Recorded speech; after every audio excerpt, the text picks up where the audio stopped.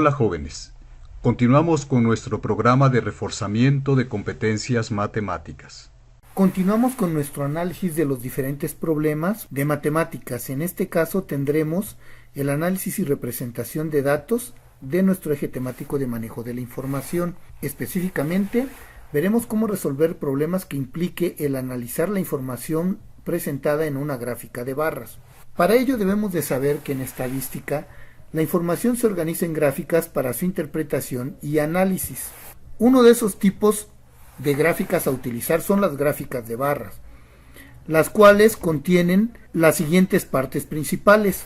Tenemos el título de la gráfica, los ejes, el vertical el eje y el horizontal el eje X, el título del eje Y que nos indica qué información estamos representando en ese eje, el título del eje X que nos dice qué información tenemos en ese eje y los datos representados por las barras. Adicionalmente tenemos una serie de líneas de división que nos sirve para observar claramente las cantidades representadas en la gráfica. Veamos ahora un ejemplo para que practiquemos. Tenemos el siguiente problema. El profesor de quinto grado registró las calificaciones de ciencias y con los datos obtenidos elaboró la siguiente gráfica. Tenemos la imagen de la gráfica y la pregunta que se nos hace de cuántos alumnos hay en el grupo. ¿Cómo vamos a resolver este problema? Bueno, primero se deberá leer detenidamente el problema y observar la gráfica.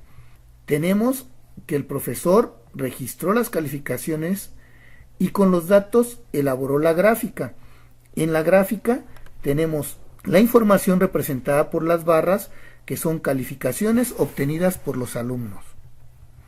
Como siguiente paso, tenemos que se debe leer detenidamente la pregunta y ubicar en la gráfica los datos claves para obtener la respuesta. La pregunta es ¿cuántos alumnos hay en el grupo? Por lo tanto, veremos en la gráfica que el eje Y nos indica la cantidad de alumnos y el eje X la calificación obtenida por estos alumnos.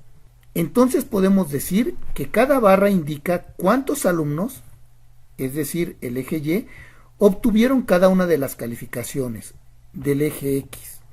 Como tercer paso nos dice que el título de la gráfica nos indica que están registradas las calificaciones del grupo y la pregunta se refiere al total de alumnos. ¿Cómo haremos para obtener el total de alumno? Es muy sencillo. Deberemos de sumar la cantidad de alumnos representada en cada una de las barras. Y así tenemos que para la calificación 5 son 3 alumnos, para 6, 8, para 7, 7 estudiantes, para 8 son 9 estudiantes, para 10 y para 9 tenemos la misma cantidad que son 10 estudiantes. Realizaremos la suma 3 más 8 más 7 más 9 más 10, lo cual nos da un total de 47. Esa es la cantidad total de alumnos que hay en el grupo.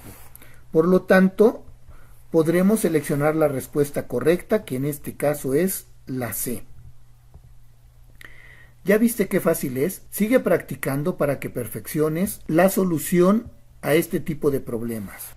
Sigue adelante y reafirma lo aprendido haciendo los ejercicios que te indiquen tus profesores.